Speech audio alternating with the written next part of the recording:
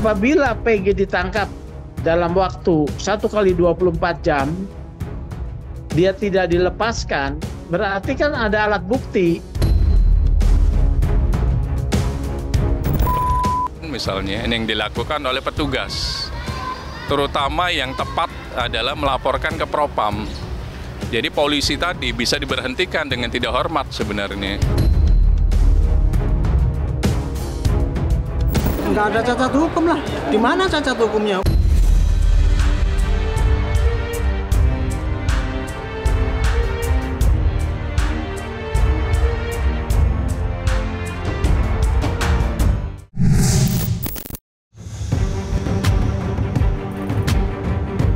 Peggy Setiawan alias Egy Peron, salah satu DPO yang diduga menjadi dalang dalam kasus tewasnya Vina dan Eki tahun 2016 silam, berhasil ditangkap aparat kepolisian di kediamannya di Cirebon pada tanggal 22 Mei 2024 kemarin.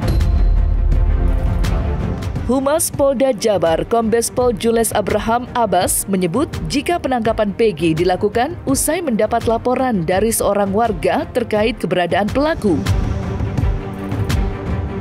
Namun sampai dengan saat ini, Polda Jabar belum memperlihatkan sosok Peggy ke khalayak publik. Sontak saja, hal itu mengundang rasa curiga di tengah masyarakat. Mengingat Polda Jabar tidak memuat sketsa wajah Peggy saat mengumumkan 3 DPO dalam kasus tewasnya Vina. Dari situ pula, tidak sedikit netizen yang mempertanyakan siapa orang yang ditangkap aparat kepolisian kemarin. Benarkah sosok Peggy yang selama ini dicari? Lantas, seperti apa tanggapan dari Indonesian Police Watch melihat kinerja kepolisian saat ini dalam mengungkap kasus tewasnya Vina dan Eki yang sedang ramai menjadi perhatian banyak orang?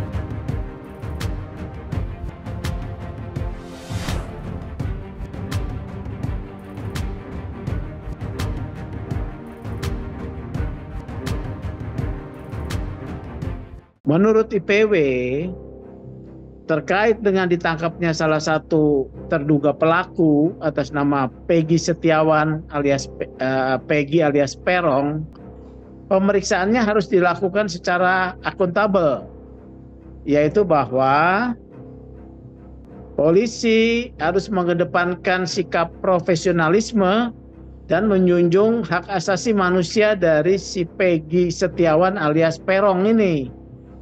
Apa hak-haknya, yaitu sesuai dengan diatur di dalam KUHP. Dia berhak didampingi oleh advokat yang ahli dan independen. Kedua, dia tidak boleh ditekan atau dipaksa untuk memberikan keterangan. Ketiga, dia setiap saat bisa dihubungi oleh keluarga ya pada jam besuk ya. Selanjutnya, polisi juga harus mengedepankan alat bukti, bukan meminta pengakuan. Ya, pendekatannya menggunakan alat bukti bahwa pelakunya adalah Peggy alias Peron ini, identitas yang sangat minim dalam daftar pencarian orang, identitasnya tidak lengkap, ya. Kasus itu kemudian mengendap. Dan selama ini juga kita kan tidak pernah dengar adanya komplain ya dari keluarga. IPW tidak mau pakai prasangka, makanya IPW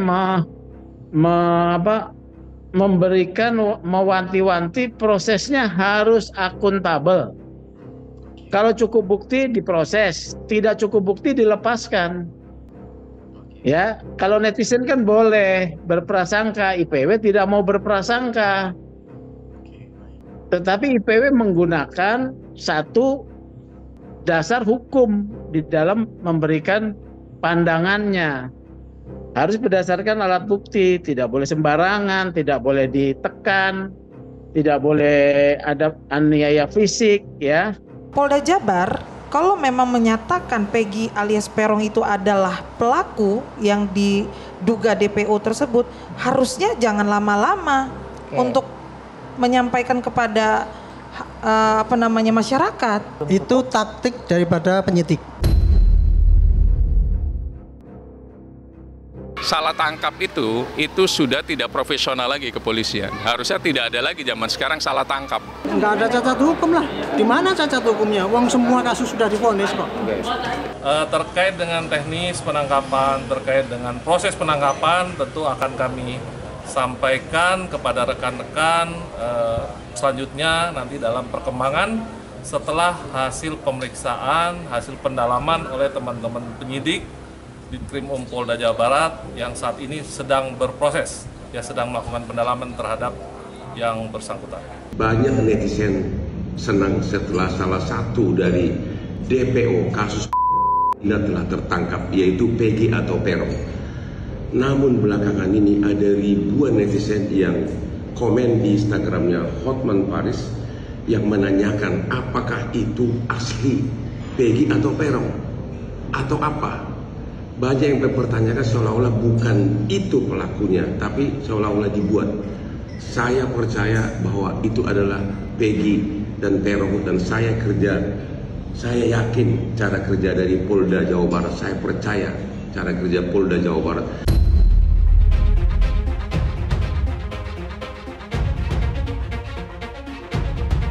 Tak lama usai mengumumkan 3 pelaku DPO yang disebut-sebut sebagai otak di balik tewasnya sepasang kekasih Vina dan Eki, aparat kepolisian dengan cepat mengungkap Peggy alias Peron, salah satu DPO. Alih-alih mendapat pujian, justru kinerja kepolisian banjir sindiran, lantaran dituding tidak transparan dan profesional, serta terkesan asal-asalan. Tudingan itu muncul lantaran narasi yang dari awal dibangun berlainan dengan fakta yang terjadi saat ini. Sebut saja narasi adanya orang kuat yang membackingi 3 pelaku. Tetapi sosok Peggy yang saat ini berhasil diamankan aparat kepolisian hanyalah anak muda yang bekerja sebagai kuli bangunan dan anak dari seorang ibu yang bekerja sebagai pembantu atau ART.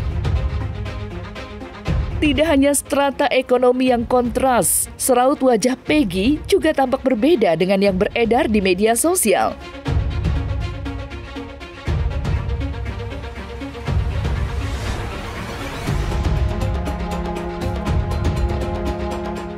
Namun belakangan ini ada ribuan netizen yang komen di Instagramnya Hotman Paris yang menanyakan apakah itu asli Peggy atau Peron atau apa.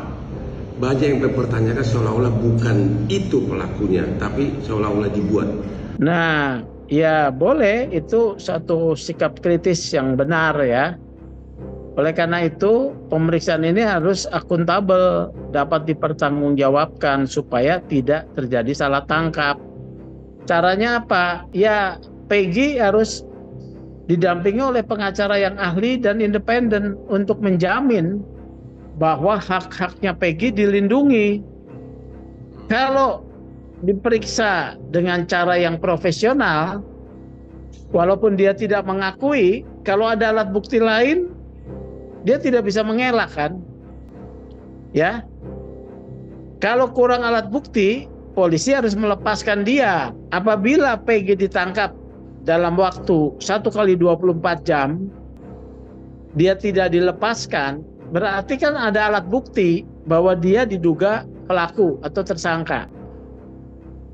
Begitu cara melihatnya ya, supaya tidak terjadi salah tangkap. Makanya tidak boleh menggunakan pendekatan kekerasan. Pendekatannya berdasarkan prosedur dan pemenuhan alat bukti. Mudah-mudahan pihak kepolisian bisa transparan dalam hak kasus ini. Mudah-mudahan juga mengenai DPO hari ini segera dimunculkan wajahnya, karena ada beberapa statement dan beberapa informasi bahwa katanya itu bukan, katanya menurut netizen yang mengirimkan ke saya itu bukan Egy yang asli. Dan mudah-mudahan polisi segera membuka itu, akhirnya jadi menutup semua kemungkinan-kemungkinan hal-hal yang dianggap netizen itu tidak benar gitu loh, seperti itu. Banyak kemungkinan. Kalau kemungkinan teknis yang benar, kira-kira ini perkiraan saya ya, itu masuk dalam berkas. Tapi ketika diperiksa jaksa, nggak memenuhi syarat ini yang 3 ini, sehingga jaksa berani nuntutnya cuma untuk yang 8 orang itu. Makanya itu tidak dimasukkan dalam berkas. Kira-kira begitu. Tapi ada juga dengan kemungkinan di dalam dunia kepolisian ini kayak gini ya. Kalau ada misalkan tersangka yang wah perlu dilindungi atau apa, dia nggak masuk. Itu kira-kira bisa terjadi gitu. Jadi jangan suudon. Wah ini dulu apalagi anak dulu kan suudon tuh anaknya bupati, ternyata anaknya 11 tahun. Itu nggak masuk akal. Kayak gitu loh.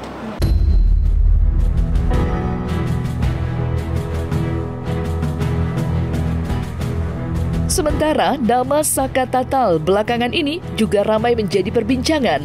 Usai mengaku jika dirinya tidak hanya mendapat intimidasi, tetapi juga tindak kekerasan dari penyidik kepolisian. Sontak saja pengakuan narapidana yang kini sudah bebas dalam kasus tewasnya Vina dan Eki itu mendapat perhatian luas dari sejumlah kalangan. Alhasil, profesionalisme aparat kepolisian benar-benar dipertanyakan. Yang sudah terbuka menyatakan dirinya sebagai korban salah tangkap dan dianiaya kan Saka Tatal ya. Ya. Oleh karena itu, tim Barreskrim yang turun bersama Polda Jabar memang IPW harapkan untuk meneliti kembali berkas perkara Saka Tatal ini.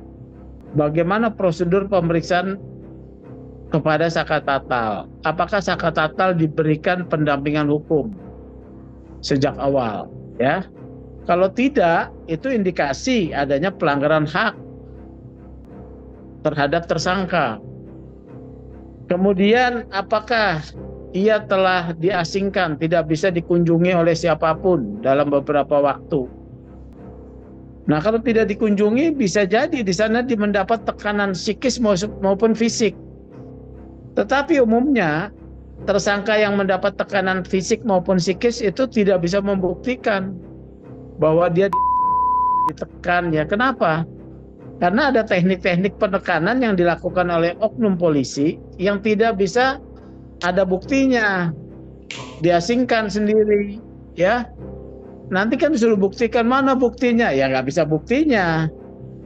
Harusnya pemeriksaan itu dilakukan ada penasihat hukumnya, supaya penasihat hukumnya membela ketika kliennya itu mengalami tekanan, dilanggar hak asasinya. Ini ukuran hukum, tidak bisa menggunakan yang namanya prasangka-prasangka. Terkait adanya dugaan misalnya yang dilakukan oleh petugas, terutama yang tepat adalah melaporkan ke Propam.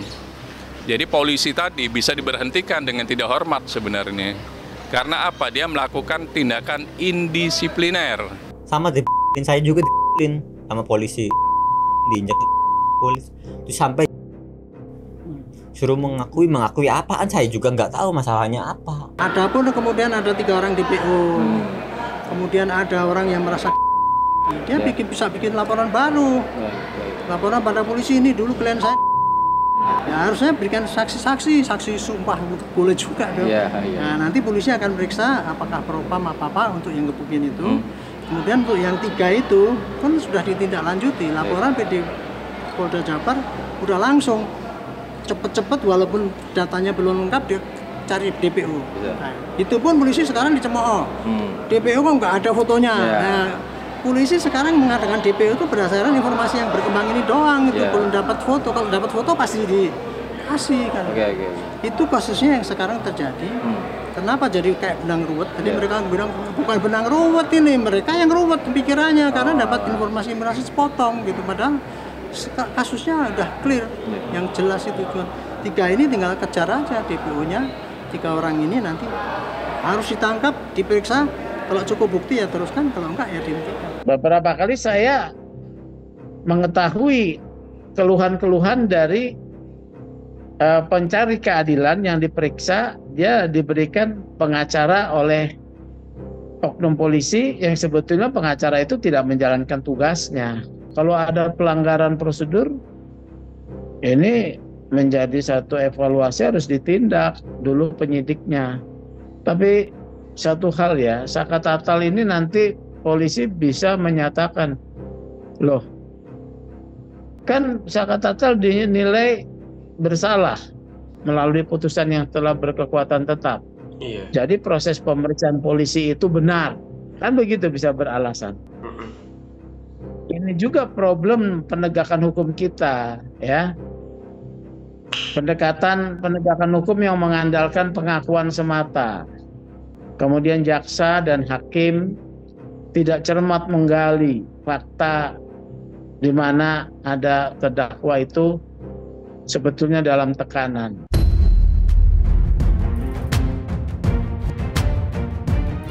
Pengakuan Saka Tatal yang menyebut jika dirinya ialah korban salah tangkap dalam kasus tewasnya Vina hingga mendapat intimidasi dan kekerasan dari pihak kepolisian mendapat tanggapan keras dari Hotman Paris dan keluarga almarhumah Vina.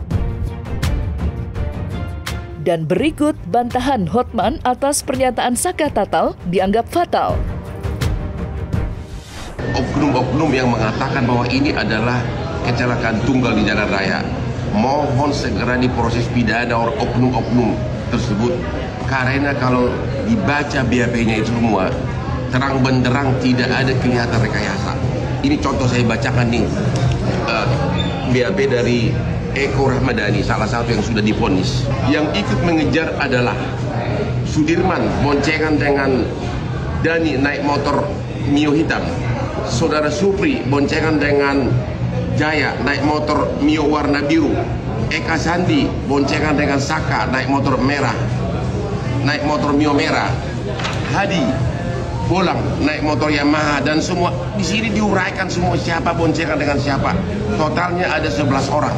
Oknum yang mengatakan ini kecelakaan murni di jalan raya agar diproses pidana oleh penyidik Polda Jawa Barat. Ini benar-benar kronologisnya, di mana kejadiannya, semua diuraikan secara terang benderang di sini.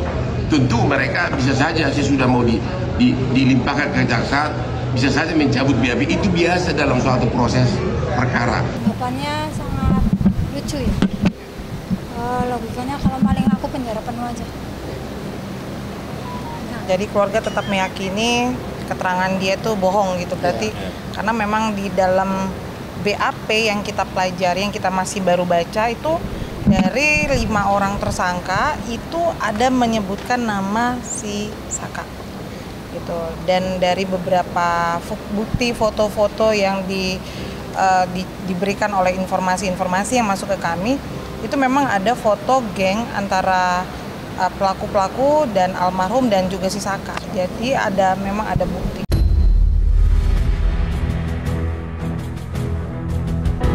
Nah, selesai sudah Cumi Lovers, saksikan terus Cumi Camp In-Depth, kabar lengkap, mendalam, dan akurat dari narasumber terpercaya. Dan jangan lupa untuk like, subscribe, dan juga share channel YouTube Cumi Cumi.